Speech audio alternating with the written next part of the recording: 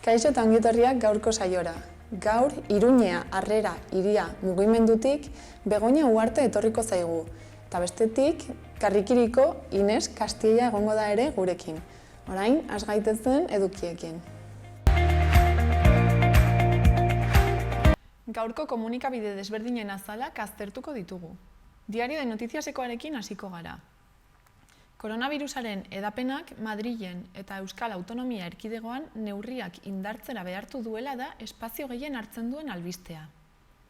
Horretaz gain, Euskal Herria Bildu Geroa Bai eta bi zinegotzi sozialistek Lizarran zentsura mozio bat hitzartu dutela ere azpimarratzen du Notiziasen ale honek.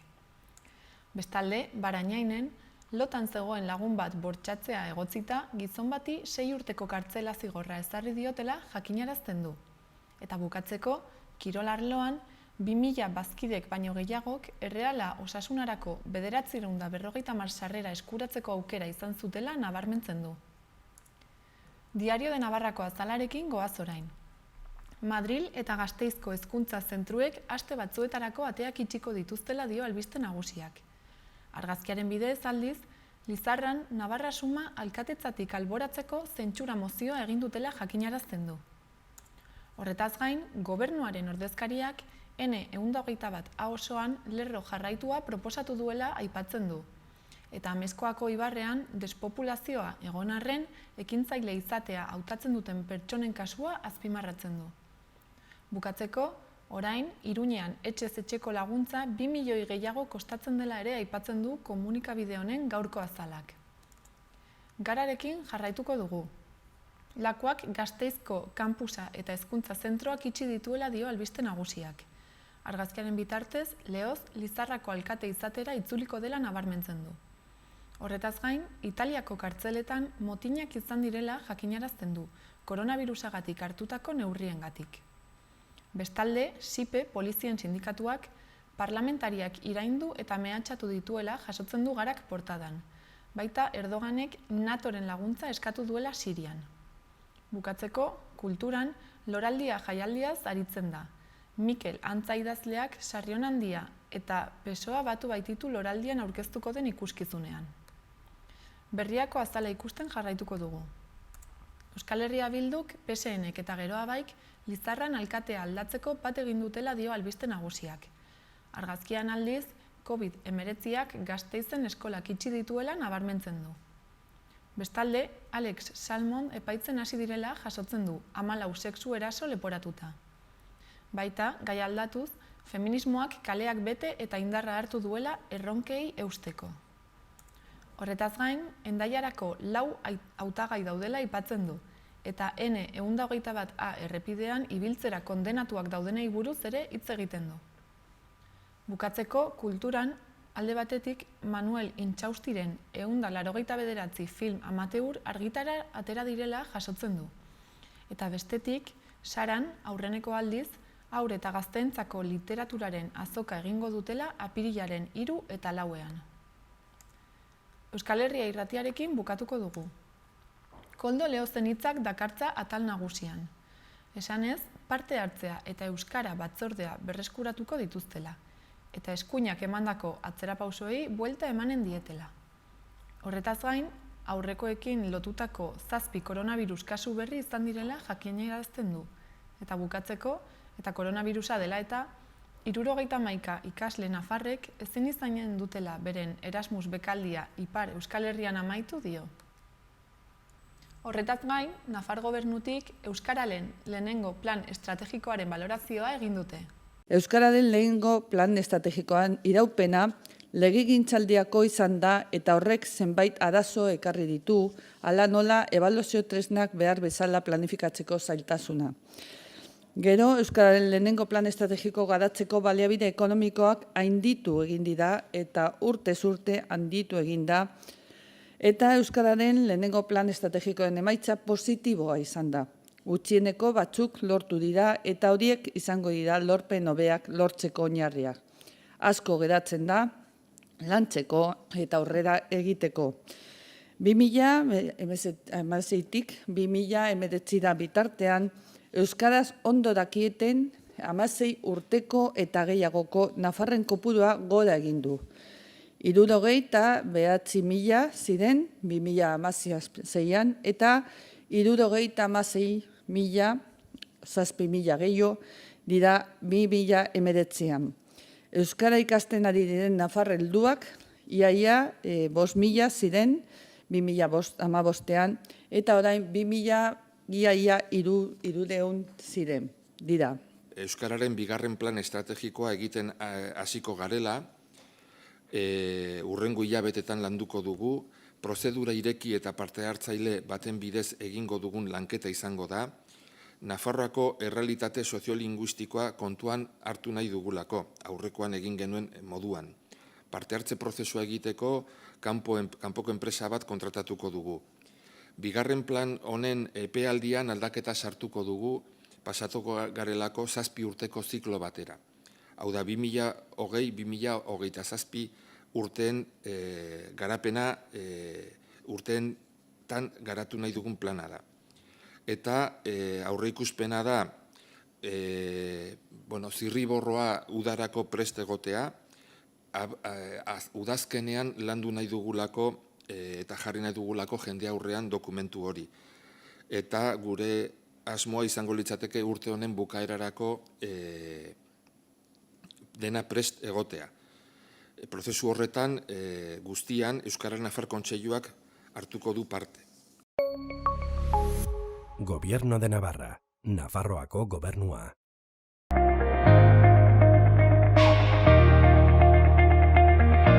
Ikusitzagun orain gaurko eta biharko eguraldiaren iragarpenak. Gaur, ateri eutxiko dio eta giro eguzkitsuaz goza ahal izango dugu, udaberri sasoiko temperaturarekin.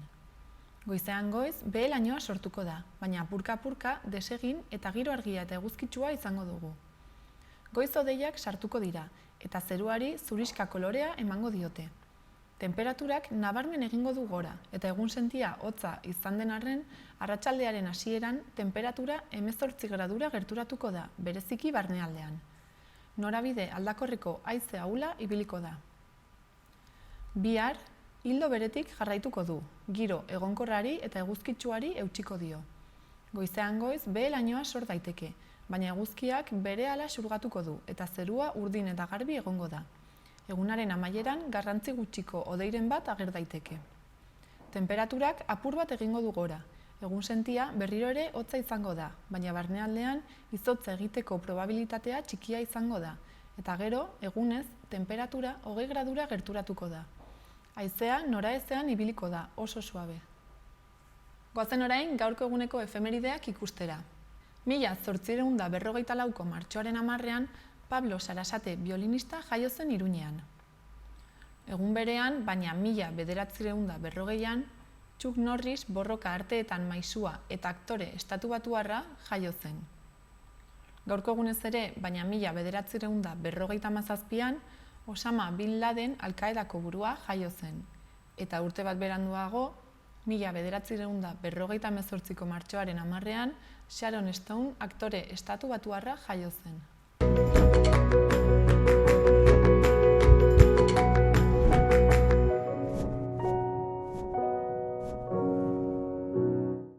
Udalerrietako albisteak ikusiko ditugu orain. Berriobeitirekin hasiko gara. Ostiral honetan, Orreaga Musika Eskolak gitarra klasikoaren entzunaldia eskainiko du 6etan. Larunbatean bestalde, mendiko bizikleta lehiaketa ospatuko da Artikan. 14 urtera arteko neskamutilek parte hartuko dute, lizentzia ez izan arren, baina aurrez Nafarrako kirol jokoetan izena emanik. Izena emateko, Berritxako txirrindularitza klubarekin jarri beharko dira harremanetan asteazkena baino lehen. Lehiaketa 4:00 hasiko da. Gainera, asteburu osoan zehar, bai larunbat eta bai igandean, lera lasterketa izanen da Larragetako eta Añezkarko kontzejuetan barrena. Larunbatean 5:00 8:00 eta igandean goizez. Bukatzeko, igandean, aurrentzako euskarazko ikuskizuna eskainiko dute Artikako Maria de Maeztu kulturetxean, arratsaldeko 6etan eta 4 euroko sarrerarekin. Oilar bat dago zure teilatuan da obraren izenburua eta 4 urtetik gorako aurrei egongo da zuzendua. Berriozarrera pasako gara orain. hilabete osoan zehar eta martxoaren 8 inguruan, interesgunea egongo da Berriozargo liburutegian. Emakumezko egileen lanak ezagutarazteko asmoz. Bestalde, gaur, instalazio fotovoltaikoen erosketa kolektiboaren inguruko hitzaldia egongo da 7 kulturgunean, eta bihar ipuin kontalaria egongo da gaztelaniaz 6 liburutegian Virginie Albiraren eskutik eta 3 eta 8 urte bitarteko aurrei zuzendua. Larunbatean gainera, Nerea Aldunate abesbatza zikloaren barne, Paz de Ziganda ahots zuriko abesbatzaren kontzertua egongo da 7 entzunaretoan 2 euroko sarreraren truke.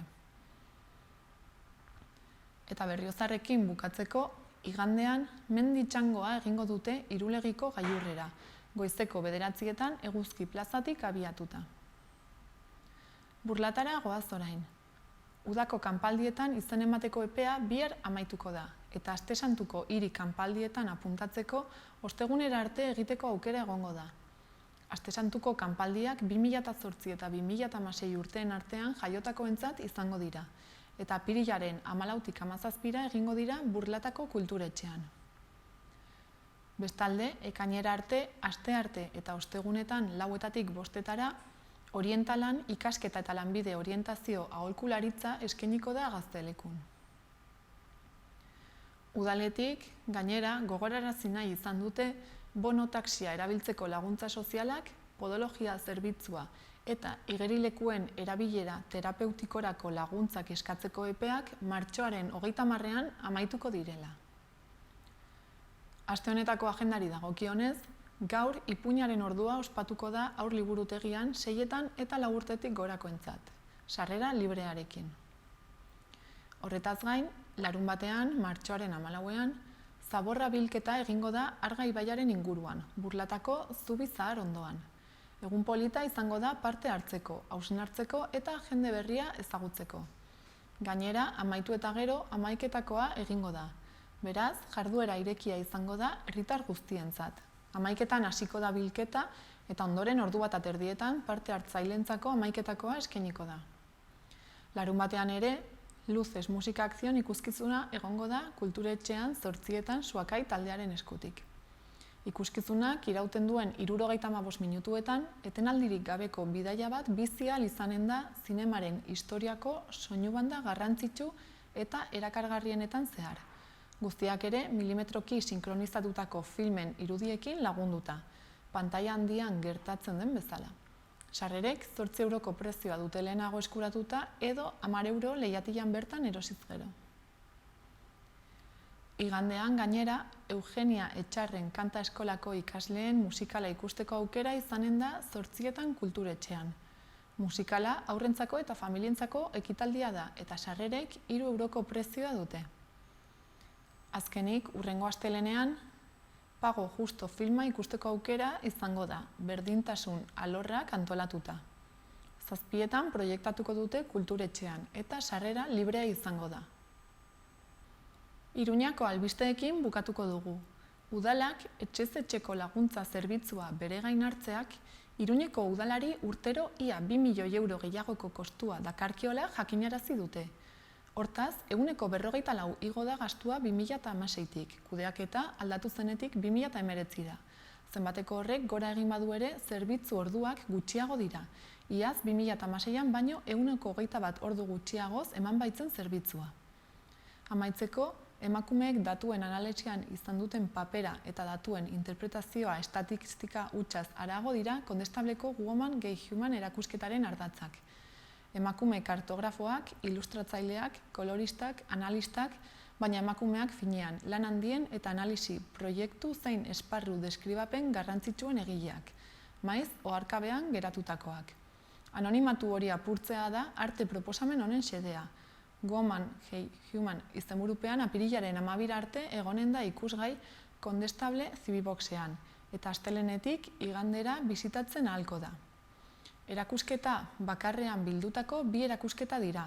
Woman infografian aintzindari izan ziren emakumeek Erdi Arotik gaurdaino egindako lana aztertzen duena, eta Human zorroztasun estatistikoaz harago doana, munduari begirada kritikoaz behatzeko.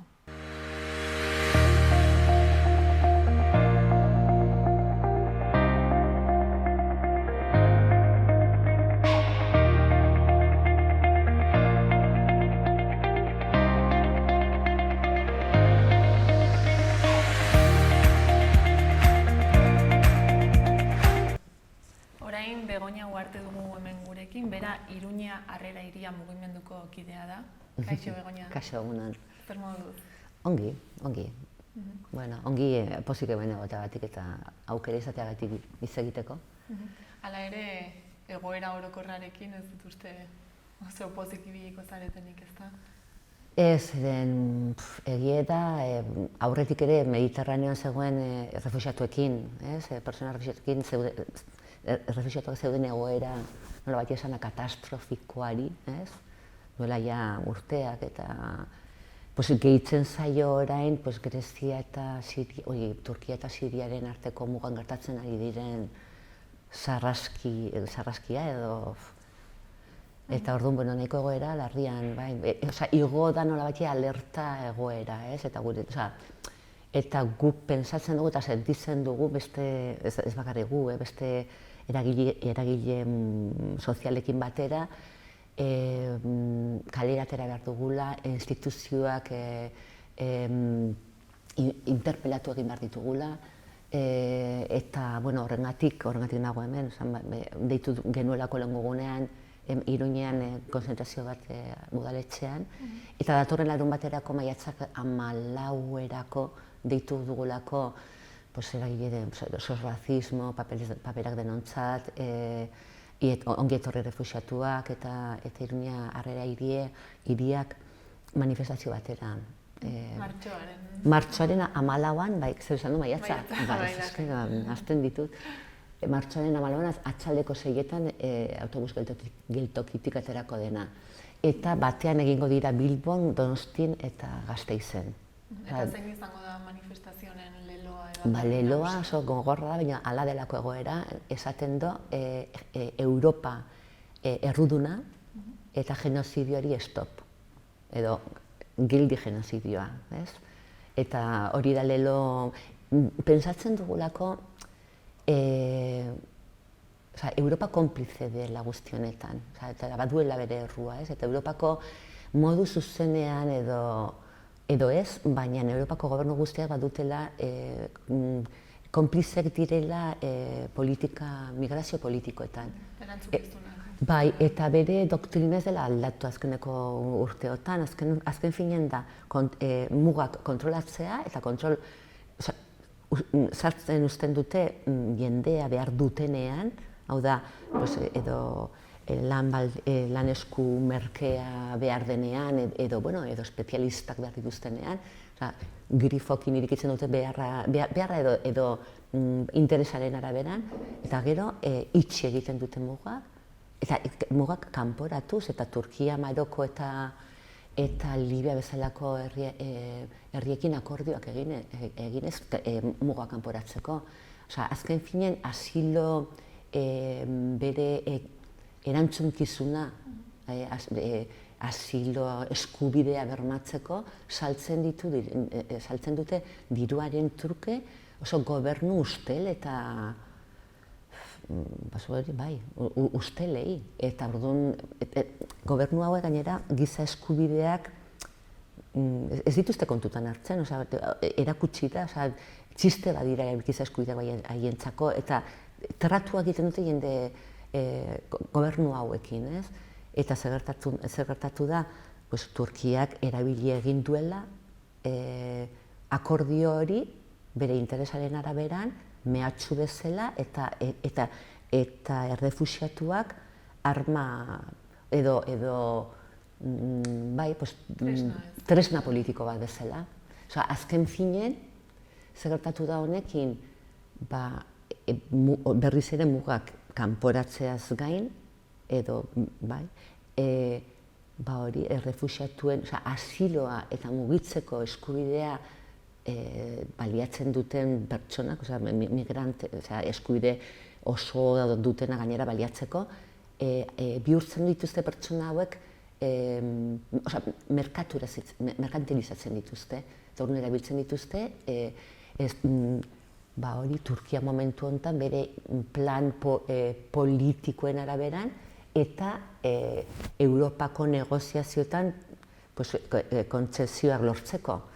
Orain ez du bakarrik eskatzen diru gehiago, eskatzen du OTANek babestea Sirian daraman politika. Eta orduan, hori da salatzen duguna, ez?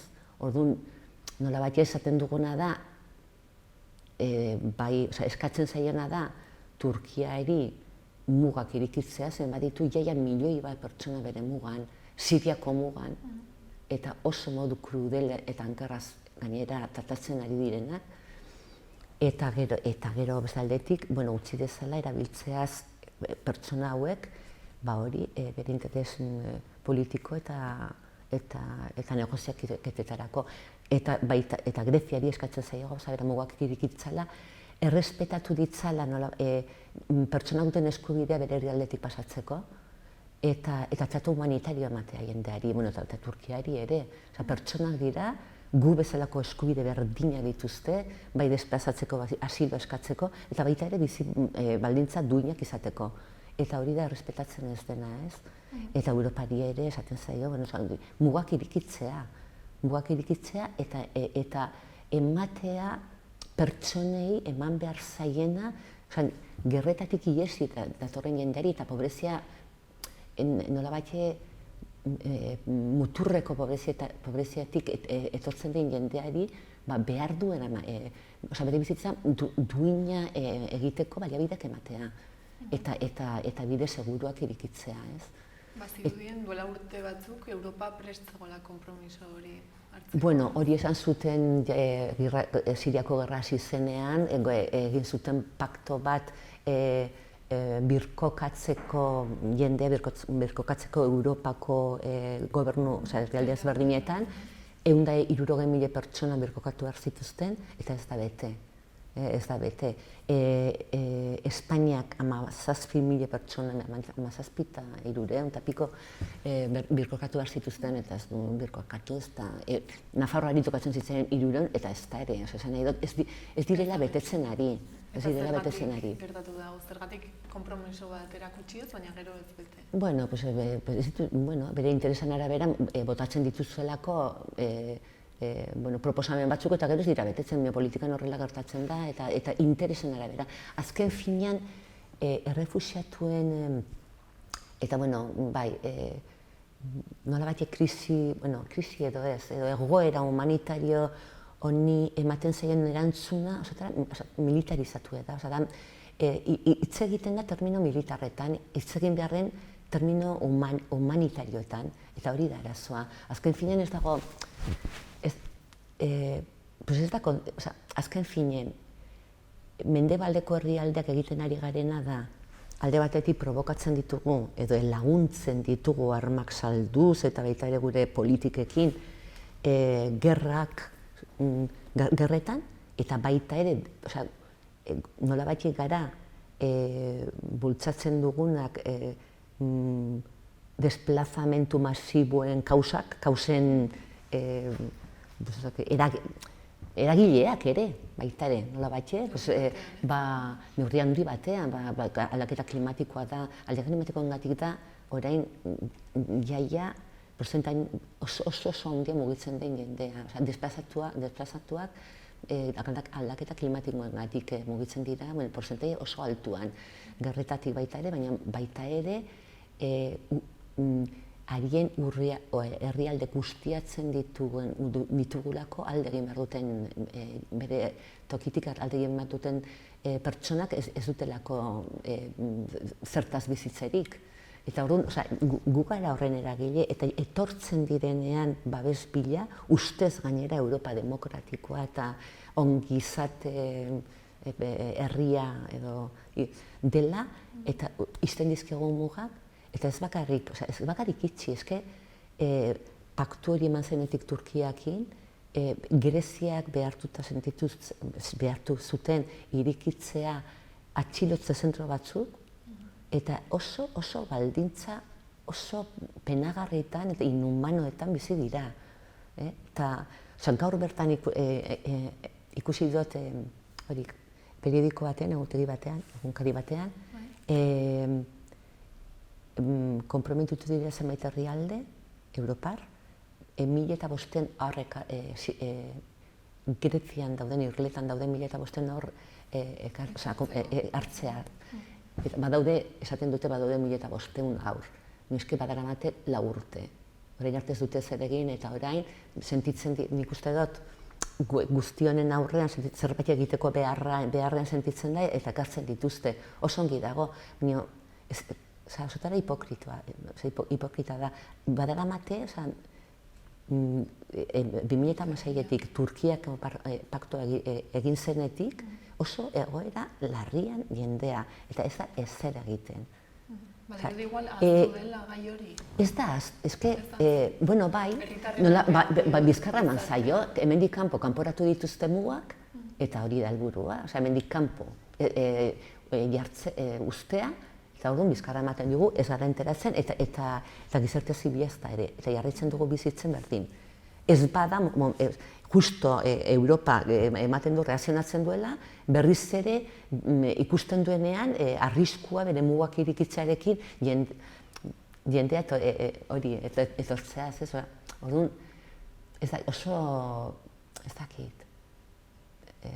Azken finen, badago, nolabait Europak egin duena da sortu beste herri bat, eta desplazatuen herria, nolabait eskubiderik gabeko pertsonak balira bezala. Berdin zaiena, hiltzen badira ere, zaitin, pertsona asko hiltzen ari dira Mediterranean eta basamortuan, eta horretaz konstienteak gara denak, baina ez ikusiaren egiten dugu baita ere, eta sortzen ari dira herri hori, herri, esaten nolabait esan da, ez? Desplazatuen herria, nolabait eskubiderik gabeko subjetotzat hartzen ditugunak. Eta orduan, erabiltzen ditugu, hori, edo mehatxua egiteko, Turkia egiten ari bezala, edo behar dugunea lanerako, eta bestela berdin zaigu hiltzen badira ere, edo bizi badira ere oso egoera inhumanoetan, ez? Denain, egoera hau nonbaitetik ezakit lehertuko da, ez, momenturen batean? Bueno, agian lortzen dute berrizeri apaltzea eta berrizeri mugak, baina bai, azkenean... Eta jende gehiago bai, hori baita ere, eta gainera, honek albideratzen ari da baita ere eskuemuturreko taldeak eta zeudenak eta handitzea talde horiek, eta haien diskursoa sartzea baita zentro eskuineko talde politikoetan, eta baita ezkerrean ere. Azken finean, beldurraren diskursoa sartzen ari zaigu. Eta orduan hori ez da bakarrik refuxiatuen kontrako zerbait. Da, azken finean, baita ere gure kontra joko duen diskursoa zeren orain salbuespen bezala erabiltzen diren argudioak normaltzat hartzen dira, duela 4 urte salbuespen bezala hartzen zirenak, orain normaltzat hartzen dira, eta gero normaltzak hartuko ditugu hemen,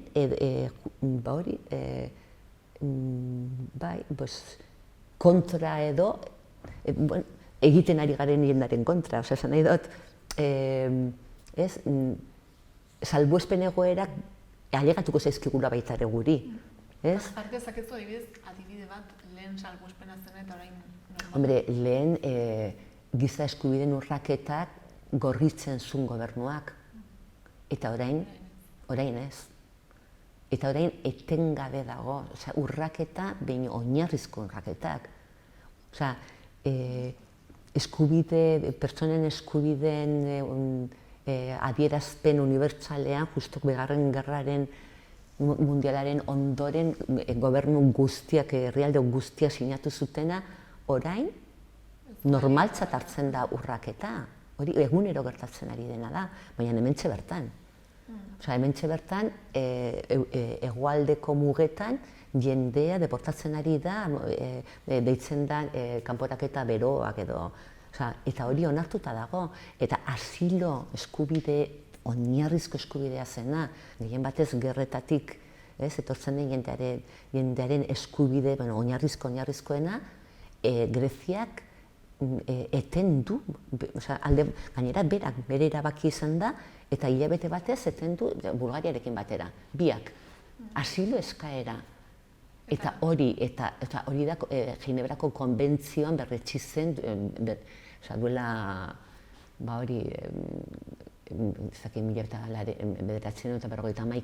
berretsi egin zen asilo eskubidea eta bertan bena utzi. Eta gainera inolako arazorik gabe. Eta Europak eta Espainia barne, babesten ari da Greziak egiten ari den politika momentu honetan haien mugetan. Eta ez bakarrik babestu, dirua emateaz aparte, emango dietelako seguro, orain egiten ari den negoziaketetan, Espainiak esan du bidali behar ditula avionak, Guardia Zibilak eta baita ere Polizia Nazionala eta horrela Frontex, eta pixka Frontex da mugetako kontrolaz arduratzen dena, kontrolaz eta ikuskaritzaz arduratzen dena, hori reforzatzeko edo indartzeko. Erantzuna, oinarrizko urraketa baten aurrean, haien erantzuna da, hori babestea, urraketa hori babestea, eta militarki, baliabide militar gehiago eramatea. Errepresiorako. Gerretatik etortzen den jendea. Ikaragarria da. Eta zein izan beharko litzateke gure erantzuna? Hasteko, ez badira benetan desplazamentoen kausak ekiditzen, esan nahi dut, ez badira gerrak, eta hori salatzeko da baita ere, hasteko Espainiak armak saltzen dizkiola Turkiari, eta hori frogatuta dago. Badakigu hori gertatzen dela. Orduan, ez badira gerrak gelditzen, ez badira benetan baliabideak ematen jendeak, baliabideak ematen ez, pakean uzten, jendeak bere herrialdeetan gelditzeko eta haien baliabidetaz bizi ahal izateko baliabideak edo laguntzak edo bakean uzten zen, askotan da bakean uztea, zartu gabe haien lurraldeetan eta gure beste bat gauza bat, gure bizimodu konsumista horretaz ez badugu kontzientzia hartzen horrek ere nolabait eragine baduela desplazamentuetan, ez da sakona da esplikazioa, baina gure konsumo maila horrek ere eragina handia daukela desplazamentutan, kausa guztiek ez badira kentzen ez diren bitartean, desplazamentuak izaten jarraituko dute. Eta orduan zer egin behar dugu bitartean mugak ireki eta gainera iruditzen zaigu jende pile datorrela, baina Turkiak jaia 4 milioi errefuxiatu ditu. Ez 4 milioi, barkatu, 4 milioi errefuxiatu ditu. Eta inguruko ziren inguruko herrialdeak dira gehien hartzen dutenak. Eta guk, Europak 160.000 ezin ditu hartu. Bere maila ekonomikoa duela jakinda gainera. Hori ez da hitzaki bat ez hartzeko. Orduan, jendea gainera respetatu behar da horrela delako, jendea mugitzeko duen eskubidea. Mugitzeko da oinarrizko eskubide bat. Mugitzeko eta noski asiloa eskatzeko eskubidea eta bizi duin bat izateko eskubidea. Eta zein gara gu esateko beste pertsonei ezin dutela gu bizi garen bezala, ez? Eta zabaltzen ari diren gorroto diskurtsoen aurrean zer egin daiteke? Hori da egian importanteena, zeren benetan hori da jendeak errefuxiatuen edo migranteen kontra jartzen eragiten duena haien kontra jartzea, eta hori da, eta guk gure, bai ongi etorri errefuxiatuetik, talde manifestaziorako deia egin dugun talde guztiak eta jende gehiagok ere, baina esaten dugu bihurtu behar ditugula gure herriak harrera herriak. ezin ditugula bazterrean utzi pertsona guzti hauek, ez?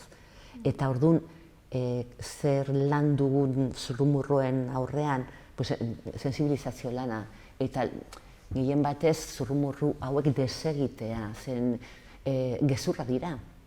Gezurra dira eta desegin daitezke, eta orduan hori da gure lan importanten. Horretarako badira bereziki talde, hortan lanean aritzen direnak, baina bada sensibilizazio, bai eskoletan, hitzalditan, eta saiatzen ari gara, horretan saiatzen ari dena eta hortan ari gara, ez?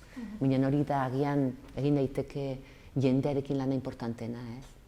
Eta gero beldurra da aitzakia bezala erabiltzen dena, gero eskubide hauek urratzeko. Argi dago, bai. Nola baitxe beldurra da sartu digutena bizikaren gizarte honetan, mendebaldeko gizartean, nola baitxe ongi izate edo orain ja ezin diteke deitu horrela gure barrenen ere, gure sistemaren barrenen ere badaudelako kanporatuak, baina nola baitxe beldurro hori sartzen digute jende, kanpoan, sistematik kanpo dagoen jende hori sartzen ez usteko. Bihurtzen ditugulako gure etxaiak, horiek dira lanak enduko digutenak, osasungintzan laguntzagien eramaten, osasuna edo lan eremutan laguntzagien eramaten dutenak, osasungintzan gehien erabiltzen dutenak, ez? Eta hori ez da egia. Ez? Baina bildur hori sartzen digute guk ere haien kontra egiteko, ez? Orduan guzti honengatik, ez? Guzti honengatik deitzen dugu manifestazioa. Eta datorren larun batean, atxaldeko 6etan, autobus geltokitik, martxoak 14an. Eta garrantzitsua da, ez? Oso garrantzitsua. Garrantzitsua da ikustea kalean bagaudela, ez politika, migrazio politikai hau honi ezetz, eta nola batxe, lehen esan duguna, gobernu, bai Turkia, Grezia, Espainiako gobernuari ere, bere politika, eska dezatela, exigitu dezala beste politika bat, eta iriki ditzala bide segurua jendea mugitu alizateko, eta gerretatik iesean dabiltzen jendeari laguntza emateko eta elkartasuna adierazteko, ez? Eta ez da dinaztu, ez, errealitatea. Hori da. Agian hemendik urrun ikusten dugu, baina... Hori, baina hortze dugu, Grezia hortze dago. Eskerrik asko. Zuei, aukera mateagatik. Eta ea jendea animatzen den. Eskerrik asko.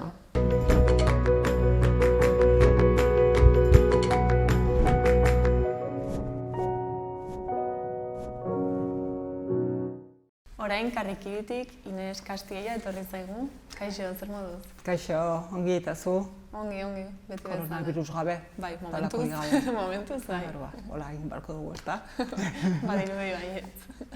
Eta Karrikirin, azken boladan, zertan ibili zarete? Bai, Karrikirin oraingoz, koronavirusarik ez daukagu, beraz lasai asko etor daiteke, nahi duen guztiak, eta horretaz aparte, pixkat aurreko hilabetean gauza politiak egin ditugu, eta datorren hilabeterako ere badauzkagu gauza politiak aurre ikusita.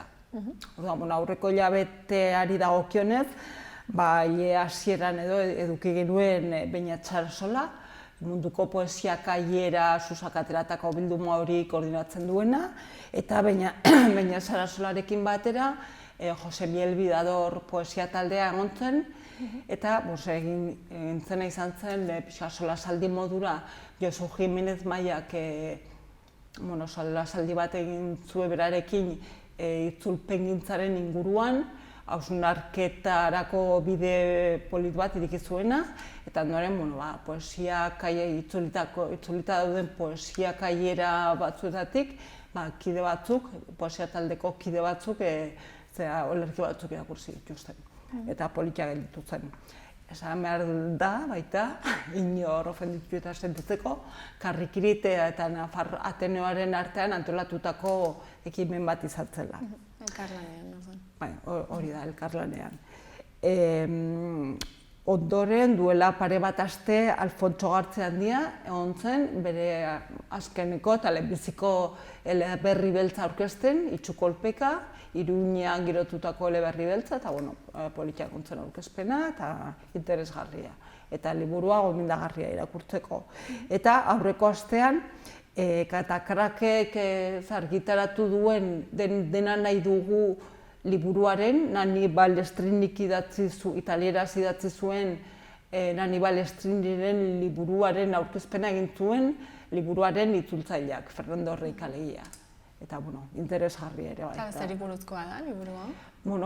Girotuta dago Italian 60. hamarkadan gutxi gora bera, klase sozial apal bateko pertsona batzuek lan bila jo behar dutela Italiako iparraldera eta lan mundu inguru hortan ikusten diren ezberdintasunen arteko hausnarketarako bide bat ematen du. Interesgarria. Italia, 60. hamarkadako Italia horretan girotutako eleberria, iparraldea eta hegoaldearen arteko desberdintasun horiek ikusten direnak. Beste lan munduan eta beste arlo batzuetan. Eta horretaz aparte, aurreko saioan esan nuen bezala inauterietarako jantziak egon dira, ja bukatu egin dira, baina eduki dugu eskintza zabala eta polita eta harrera ona eduki dute. Inauteria joan dira, Hurrengo urtera arte, ez dago, norbaitek nahiko balu etorri eta eskatu eta ekarriko genioke, baina salgai hor bertan ez dauzkagu. Eta hori, inauteria bukatuta, martxoan sartuko gara, aste santu aurreko hilabete honetan, eta hilabete honetan ere badauzkagu gauza interesgarriak. Gainera hilabete hau, martxoa 8 pasagarri daukagula, emakumeari ere omenaldi bat egin nahiko genioke, egiten ditugun ekimen hauetan. Eta horrekin hasteko, gaur bertan, arratsaldeko 7:00, Lore Agirre eta Idurre Eskizabel edukiko ditugu Karrikirin, argitaratu berri duten feminismo eta euskalgintzaren arteko egin duten saiakera aurkezten. Trikuasnatu da izenburua duena, alegia. Orduan, feminismoa zaritzen den? Hori da, euskalgintza eta feminismoaren artean, uztartu daitezken sinergia horiek lantzen dituen saiakera eta interesgarria.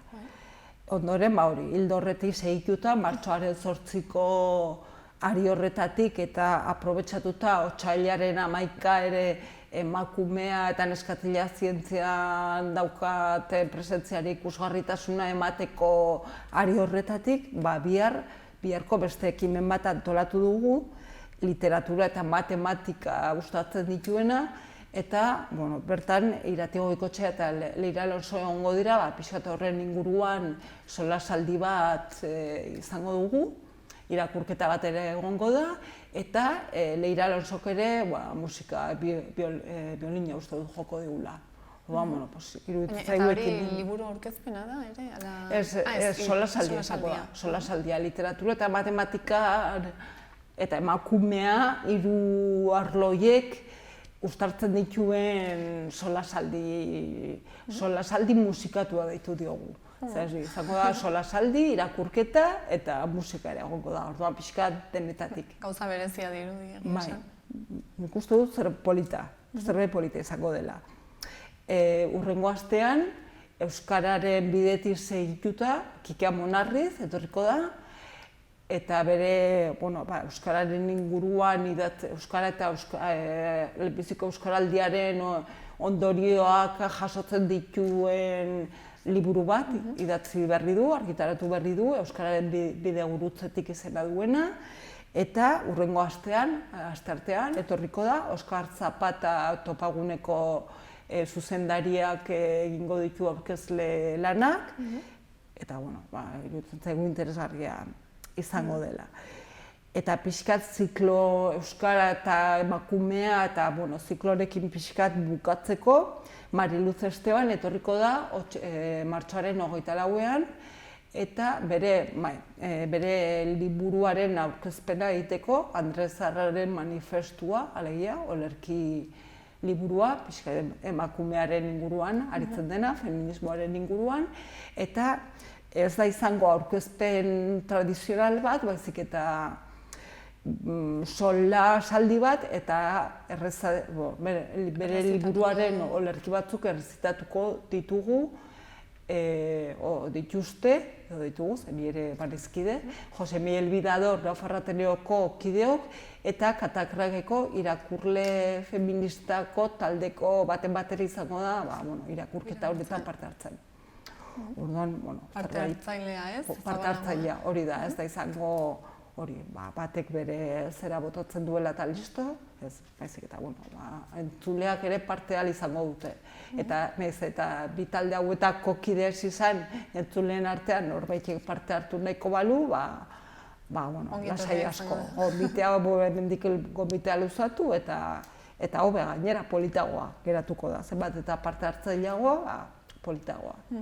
Eta hori da pixkat, martxorako aurreikusita edo programatuta dauzkagun ekitaldiak, martxoaren 8-aren inguruan, eta pixkat euskera eta euskalgintza ere tartekatuta.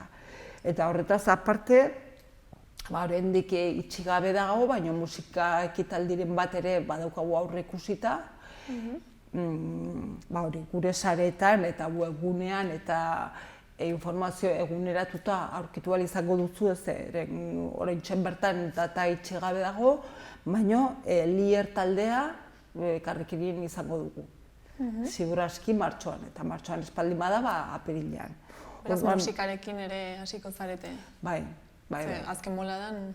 Bai, azken moladan musikaldetik ez gara oso aurreko kurtsoan bai eduki genuela hitzen hotxak zikloa, eta hor bai egon zirela Izaro bezalako abeslaria, adibidez, Gari egon zen, Ines Osinaga, eta beste batzuk, ez ditut aipatu, ez nituzke aipatu gabe dutzen egin, baina oraintzen bertan ez dauzkat buruak guztiak, baina bai gustatuko litzaigukela aurten ere, udaberritik aurrera ildo horri berriz hartzea, eta hortik gauzak egitea.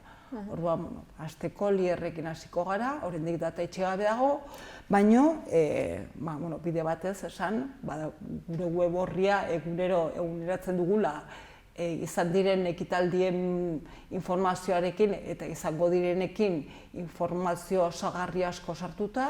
Horretaz aparte badaukagu Facebooken, Twitterren eta Instagramen kontua irekita, horre ere informazioa eguneratuta egoten da, izan diren ekitaldiei buruz informazioa emanez, eta izango direnen berri emanez baita ere. Beraz, informazio gehiago jakin nahi duenarentzat, horra jo eta... Jarrai ditzala, ez? Hoxe, jarrai gaitzala. Eta bestela web horrian ere, karrikiri.eu zen, hor izango ditu, izan diren ekitaldien informazioa, izango dinenena, eta horretaz aparte, Iruña eta Iruñerrian izaten diren euskal kulturaren inguruko ekimen guztien agenda. Guztien o ia guztien. Nik guztiena esango nuke, baina badazpada ia guztien. Baten bat igual eskapatzen zaigulako noiz baitean. Orduan norbaitek plana egin nahi badu eta ezaki, begiratu dezake. Zer dagoen Iruñean, Iruñerrian. Hori da, sartzen baldin bada webikoitz karrikiri.eu zen, hor agenda, ikusiko du hor eskuinaldean, eta hortzen hilabetean izango diren euskara eta euskal kulturaren inguruko ekimen guztien berri. Primeran, Ines, eskerrik asko beste behin ere, hona etortzeagatik. Zuei, gonbitea gustatzagatik. Argi dago martxoan egitarau polita duzuela, beraz. Potente dator martxoan. Animatu dadila jendea, ez? Hoxe, bai. Eskerrik asko eta hurrengoan arte. Bai, zuei, bai.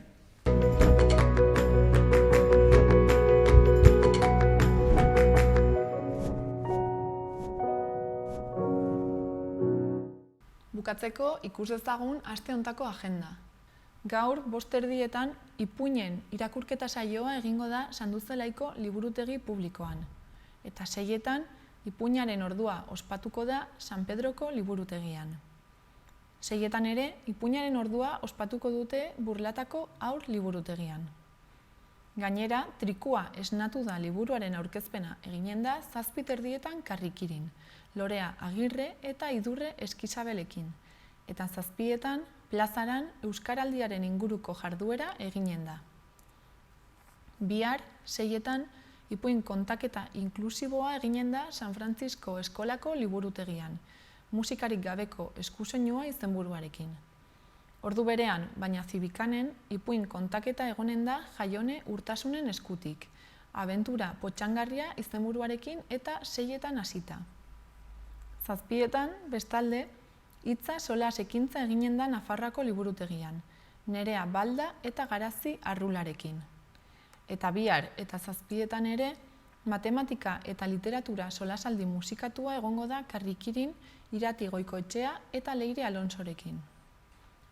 Biharko egitarauarekin jarraituz, 8:00 irriziklo jardunaldiaren barruan, 40 urte eta aldapan beheraniek ikuskizuna eskainiko da antzerki eskolan 3 euroko sarreraren truke.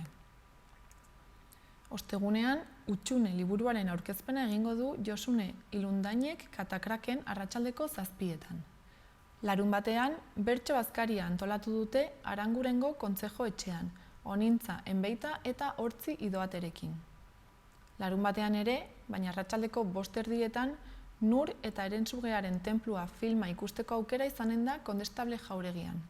Eta 6:00 Zurginaren ipuina antzerkia Mendillorriko Zibiboxean 3 euroren truke.